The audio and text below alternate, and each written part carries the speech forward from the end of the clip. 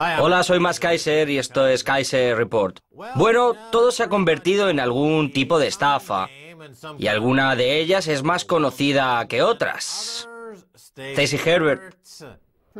Max Kaiser, la estafa del cambio, que también se conoce como la estafa de dar mal el cambio. El último es bastante común y consiste en ofrecer el cambio de una cantidad de dinero a alguien, mientras se produce una sucesión de idas y venidas del cambio o de los billetes para confundir a la persona respecto a cuánto dinero se está cambiando en realidad. La forma más común es dar el cambio mal, como aparece en muchas películas. Sí, como en aquella película de hace 20 años, Paper Moon, con aquella escena tan conocida durante la época de la represión, en la que aparecen los personajes haciendo la estafa del cambio en un almacén y cambiando una y otra vez, lo que acaba con la persona con mucho menos dinero del que esperaba tener. Y hemos visto cómo se está jugando a esto a escala mundial en el escándalo de los bancos, y como ya hemos dicho en muchas ocasiones, todo ello se basa en timos tradicionales que se juegan a mayor escala en el tiempo. A una escala mayor de tamaño, pero es una estafa, una gran estafa, el mayor timo de todos. ¿Recuerda cómo Paul Newman buscaba la gran estafa? Pues esta es la mayor estafa de todas. Sí, esto es un timo a escala global. Pensé en esta estafa del cambio cuando leí esto en la página web de Yanis Varoufakis. Por el bien de Europa, Grecia debe incumplir sus compromisos de rescate. Mi artículo de opinión en Le Monde. En realidad, esta parte no habla de Grecia, sino que hay una parte en la que habla de España a mediados de mayo. El gobierno español, que se encuentra en una tensa situación económica, inyectaba una gran suma de capital en los bancos españoles. Simultáneamente, para ayudar al Estado español en sus finanzas, el BCE ha proporcionado grandes cantidades a los bancos españoles a un interés del 1%, las cuales ellos volvían a prestar a su salvador, es decir, el Estado español, a un interés que a menudo superaba el 6%. Sí, lo que hemos visto ha sido el cambio de deuda por deuda. El timo del cambio con el que aumenta el nivel de deuda, y las medidas de austeridad han de ser cada vez más duras porque aumenta la deuda. Mucha gente piensa que los programas que se siguen en Europa van dirigidos a crear inflación para a su vez lograr crecimiento económico. Pero en realidad están diseñados para crear más deflación, más deuda, más austeridad, porque los activos del oro se disparan y necesitan fidelización. Es una estafa que consiste en arrebatarte los activos y tu riqueza, y es así de simple. Alguien está haciendo dinero con esta operación y desde luego no es la gente. No, lo hacen los tipos que organizan la estafa. Ellos, naturalmente, se comportan como bandidos a lo largo de todo el proceso, y cada vez que ellos introducen un nuevo fondo, ya sea el Fondo de Estabilización de las Tasas de Intercambio, o el Fondo de Emergencias A, o el Fondo de Emergencias B, todo está creado con la intención de hacer más complicada la estafa, para crear más honorarios para los estafadores y llevar a la bancarrota a los pobres tontos como los europeos, que están siendo estafados por estos ladrones de riqueza despiadados. De modo que esta es la estafa del cambio. Recuerda que consiste en cambiar muy rápidamente el dinero una y otra vez. Aquí tienes 10, me diste 9, así que yo te doy ahora 10 y bla, bla, bla. Y siguen cambiando el dinero. Con esto acabas muy confundido, hasta el punto de no saber quién debe a quién y cuánto y de quién es este dinero. Solidaridad al estilo del euro, los préstamos finlandeses, las compras de bonos del BCE, el amor firme del Fondo Europeo y otras historias de terror variadas desde el euroauspicio posmoderno. Esto sí que tiene que ver con Grecia, y ahora quiero mostrarte esta operación parecida a una estafa del cambio. Yanis Varoufakis habla sobre la bancarrota del Estado griego, que fue forzado recientemente por la Troika, ya sabes, el BCE, el FMI y la Unión Europea, a pedir prestados 4.200 millones de euros del Fondo Europeo para transferirlos inmediatamente al Banco Central Europeo, para compensar los bonos del gobierno griego que el BCE había comprado anteriormente en un intento fracasado de apuntalar su precio. Este nuevo préstamo disparó la deuda de Grecia sustancialmente, pero supuso para el BCE unos beneficios netos de unos 840 millones de euros, cortesía del 20% de descuento con el cual el BCE había comprado esos bonos. Eso es. Y ese beneficio no se utiliza para compensar las medidas de austeridad, sino que va a parar a los bolsillos de los administradores y los tecnócratas por haber organizado esta estafa. Eso es justo lo que estoy diciendo. Son los $10 de la película Paper Moon, que Ryan O'Neill y su hija llevan consigo. Ellos robaron el dinero de la estación de servicio y se fueron con los $10, dejando a la mujer completamente confundida.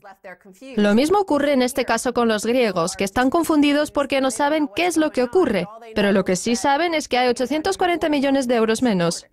Eso es, y conocen a los estafadores, como los tecnócratas europeos. Ellos conocen a las víctimas de la estafa, que son los griegos o los españoles o los irlandeses. El instinto, ellos son demasiado educados para cuestionar a los estafadores porque tienen mucha labia y llevan traje y unos bonitos sombreros y entonces llegan y representan un buen papel. Tal vez nos equivocamos, a lo mejor necesitamos volver a evaluar nuestra postura y como son muy educados los estafadores salen con todo tu dinero. Bueno, ellos se sienten confundidos por lo que está ocurriendo. Luego, cuando la señora de Paper Moon cuenta el dinero, es cuando se da verdaderamente cuenta de que le han quitado $10. Esto es lo que vemos en Europa una y otra vez. De repente, nos encontramos con un agujero negro de deuda. No sabemos de dónde procede y en este caso asciende a 840 millones de euros del Estado griego. Y ellos dicen que no saben cómo ha podido pasar y la gente puede que le eche la culpa al gobierno. Pero lo que nadie sabe es que fue el BCE y los bancos a sus espaldas quienes los defraudaron. Pues sí, también hemos visto esto en otras ocasiones. En el Reino Unido, por ejemplo, con el Bank of Scotland, que de repente anunció, vaya, tenemos un agujero negro de deuda de billones de libras y no tenemos ni idea de dónde ha aparecido. Necesitamos ser nacionalizados. Y entonces los ejecutivos le dieron el dinero que ya habían robado y fue cuando se necesitó imponer medidas de austeridad. Todos estos bancos, el Banco Alfa en Grecia, con su gran agujero negro de deuda, dice, no sabemos de dónde ha salido Bankia en España, de dónde sale esta deuda. O MF Global o JP Morgan. Recuerda, JP Morgan robó 1.200 millones de dólares de sus clientes. Lo robó de sus clientes y fingieron como si Jamie Dimon apareció y dijo, no sabemos a dónde fue, es un agujero negro de deuda, mientras navega al atardecer bebiendo y atonando por los excesos que provienen de la gran estafa. ¿Y Corzine también? Corzine también dando fondos a Obama. No sabemos de dónde sale todo este dinero. Abrimos la puerta y comenzaron a entrar esos 1.000 millones de dólares por la puerta principal y hasta apareció el gran hombre. Recuerda que el ingrediente más importante en esta estafa es la confusión. Debes actuar muy rápido para confundir a la víctima. Las condiciones del rescate a España se acordarán en una semana. La urgencia refleja el creciente consenso de que el colapso español podría iniciar una reacción en cadena que podría alcanzar a Italia y destruir el euro. España ha caído bajo la presión del Banco Central Europeo, Alemania y los Países Bajos para que se mueva antes de las elecciones griegas del 17 de junio. Entre el temor de que un caos político en Grecia, junto a la debilidad de los bancos españoles, pudieran amenazar la estabilidad financiera del euro. Sigamos con el proceso, preparemos los paquetes para que sean recogidos por los bancos demasiado grandes para caer. No pierdan más el tiempo y sigan las instrucciones, damas y caballeros. Es impresionante que esa misma estafa pueda seguir funcionando una y otra vez. Es lo que ya dijo P.T. Barnum, nace un tonto cada minuto y puedes cometer la misma estafa 5 minutos después y si no, fíjate en la OPV de Facebook, el mismo timo de pump and dump una y otra vez, otra vez, otra vez. Dices que se produce la misma estafa una y otra vez. Aquí tenemos algo del 24 de diciembre de 2011. La estafa del cambio hace parada en Worthington. Se refiere a Worthington, Minnesota, justo antes de Navidad. Un tipo entró en una tienda de la estación de servicio y estafó a esta señora con $50 mediante la estafa del cambio de billetes. Confundió a la mujer de la caja registradora y la estafó con $50.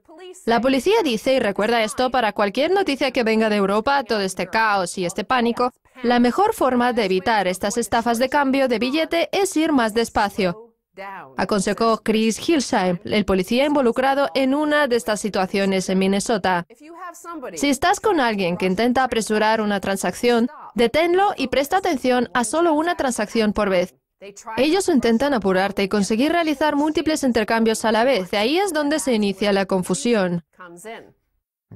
Eso es perfecto. Tienes todos esos fondos en Europa y todos ellos utilizan la misma estafa de las transacciones múltiples para confundir a la población. Entonces ellos acaban con todo el dinero y la gente termina aceptando las medidas de austeridad.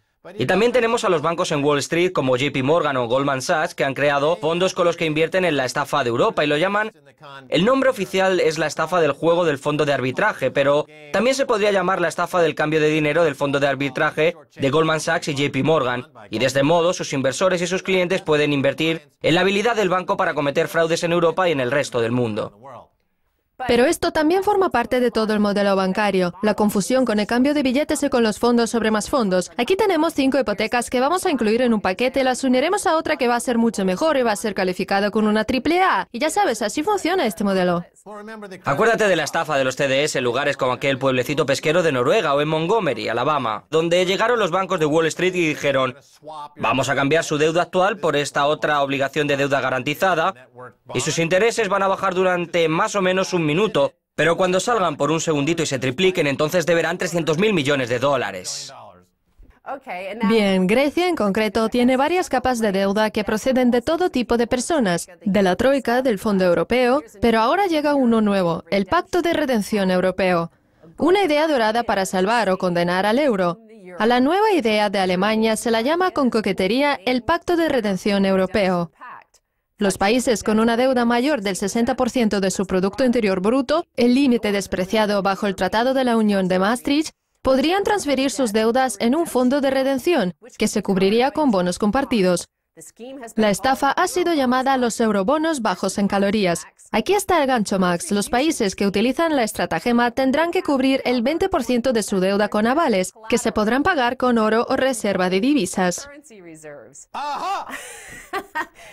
Si no se efectúan los pagos, se pierde el oro.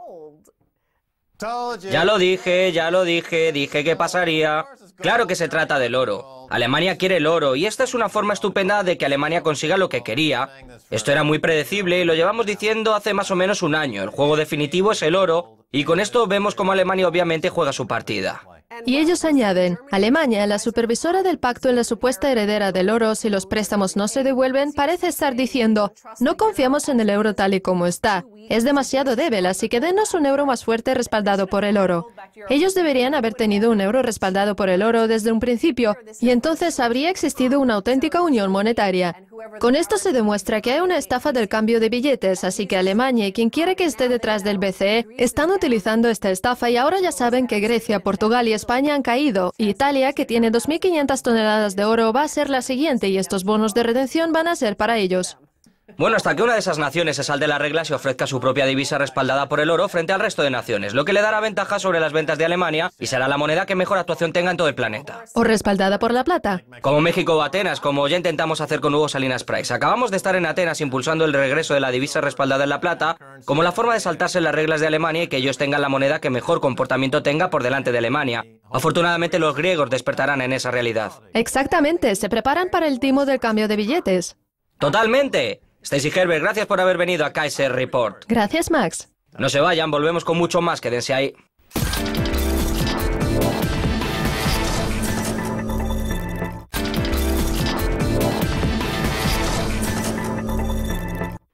Bienvenidos de nuevo a Kaiser Report, soy Max Kaiser. Ha llegado el momento de ir a Seattle y hablar con el economista Yanis Varoufakis. Yanis, bienvenido nuevamente a Kaiser Report. Es un verdadero placer volver, Max. Bien, Yanis, ya estamos aquí otra vez. España está al lado de Grecia para recibir un rescate. Una especie de rescate que ya hemos visto en Grecia. ¿Qué te parecen las ayudas europeas a Grecia y España y el resto, el hospicio keynesiano? Explícanos. Bueno, ¿qué era un hospicio? El hospicio es una institución de tiempos victorianos cuyo propósito era disuadir a los pobres de que buscasen la asistencia del resto de la sociedad. De un modo parecido, el Fondo Europeo de Estabilidad Financiera, cuyo propósito es supuestamente acercarse para ayudar a los Estados miembros de la eurozona, que encuentran efectivamente imposible autofinanciarse, como el caso de España ahora mismo.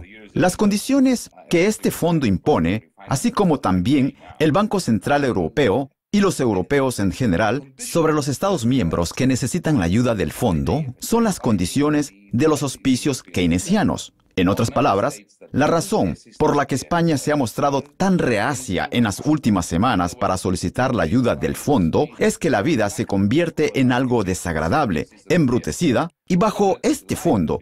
Pero, como puedes ver, todo se ha derrumbado. La razón por la que el Fondo Europeo de Estabilidad Financiera creó estas condiciones de auspicios para los países PIGS, Grecia e Irlanda, era impedir que España busque la ayuda de este fondo.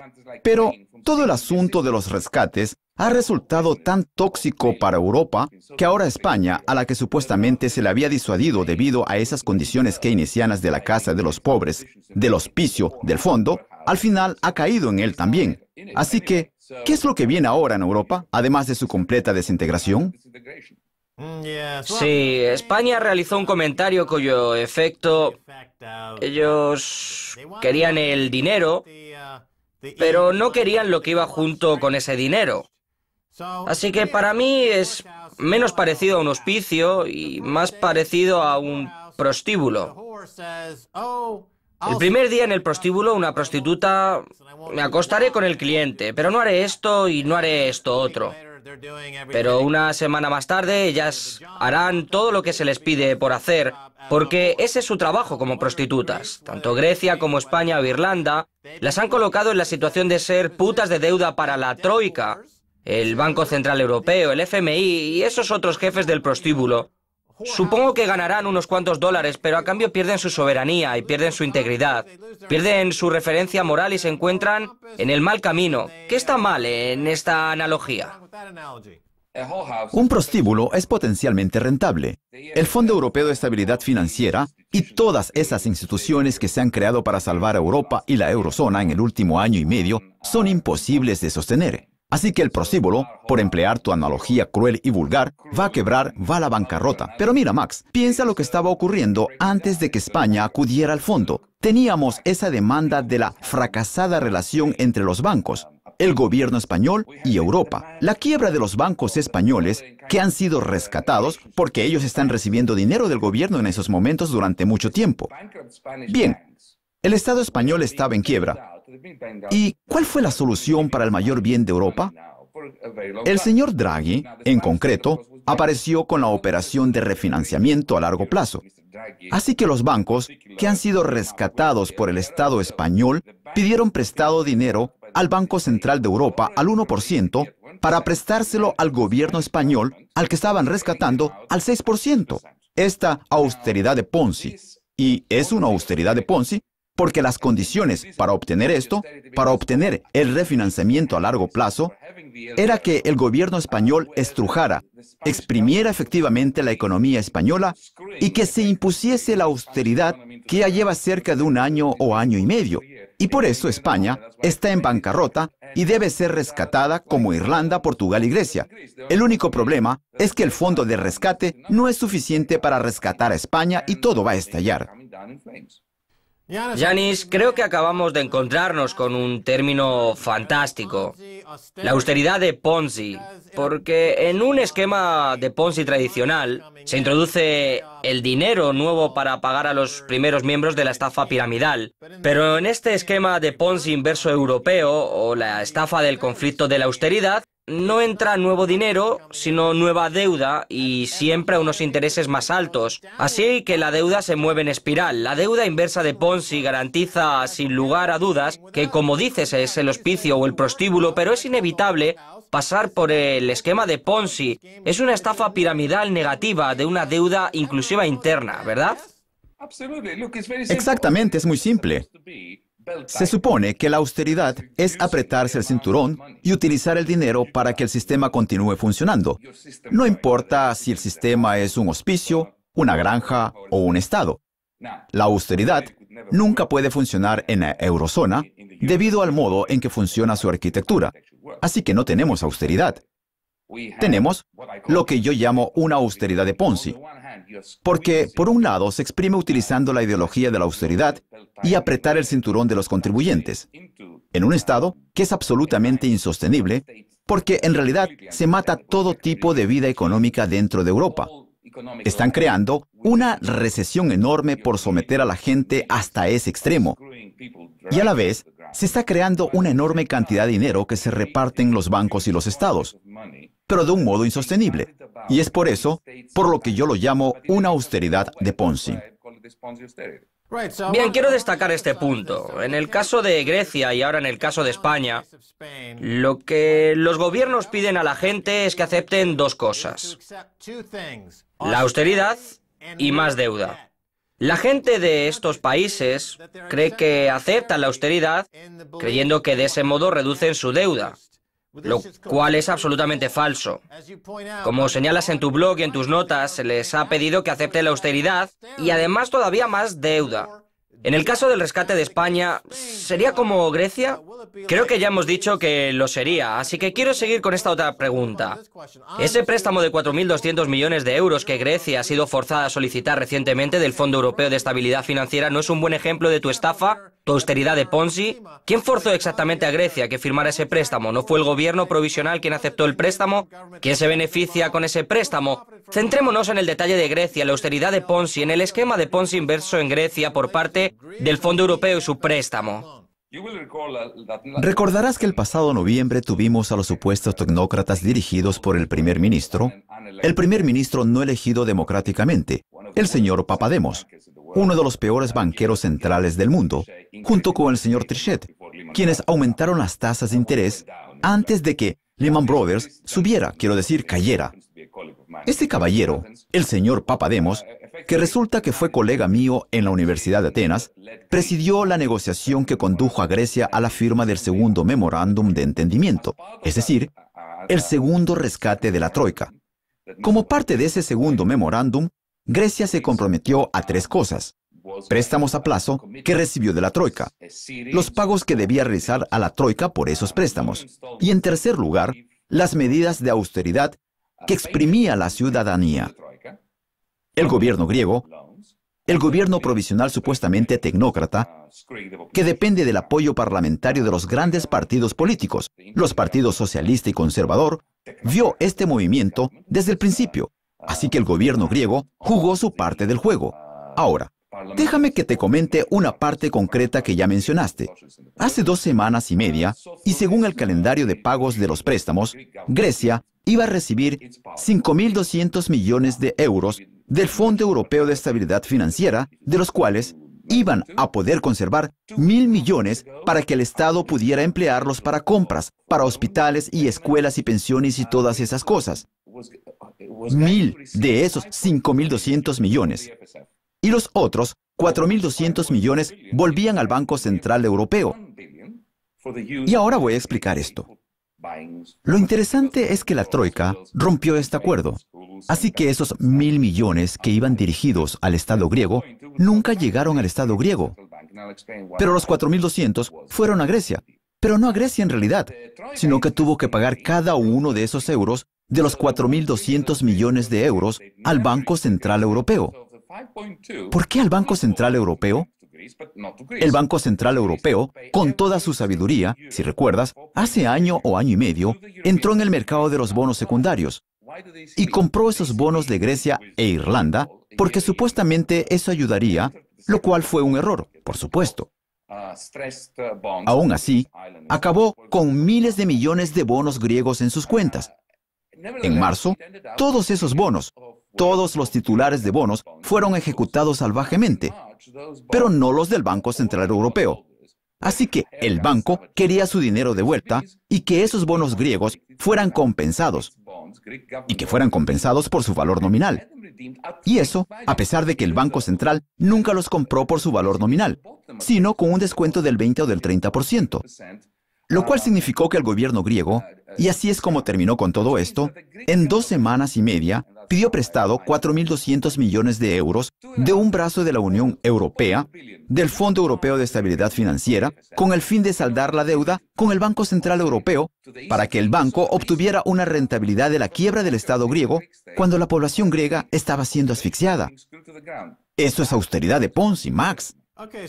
Bien, entonces tenemos a una población que se ve forzada a aceptar la austeridad y además se le añade más deuda. Además del espectro de las personas que perpetran este esquema de Ponzi, se enriquecen con miles de millones de dólares fabricando, vendiendo y construyendo esta estafa de austeridad de Ponzi. Va a haber elecciones próximamente en Grecia, en unos pocos días, Yanis. El nuevo gobierno, ¿qué es lo primero que debería hacer? Ganaron, quien quiera que sea. ¿Qué deberían hacer? Una cosa, anunciar que Grecia no va a aceptar el siguiente préstamo que le establezca la Troika. Mirar a los ojos de los contribuyentes alemanes y decirles, van a acabar con estos préstamos que nos están otorgando. Estos préstamos no nos ayudan a restaurar nuestra actividad económica, ni nuestra sociedad, ni mantienen nuestros hospitales. Estos préstamos que debemos adquirir son insostenibles y hay que devolverlos al Banco Central Europeo o a cualquier otro acreedor. No vamos a seguir haciendo esto porque nos derrumbamos y vamos a implosionar. Así que su dinero bueno se va a convertir en dinero malo de un modo consciente, basándonos en algo tan simple como la solidaridad de un europeo con otro. Nosotros, los contribuyentes griegos y el gobierno griego, les miramos a los ojos a ustedes, a los contribuyentes alemanes, y les decimos que no vamos a aceptar ese dinero.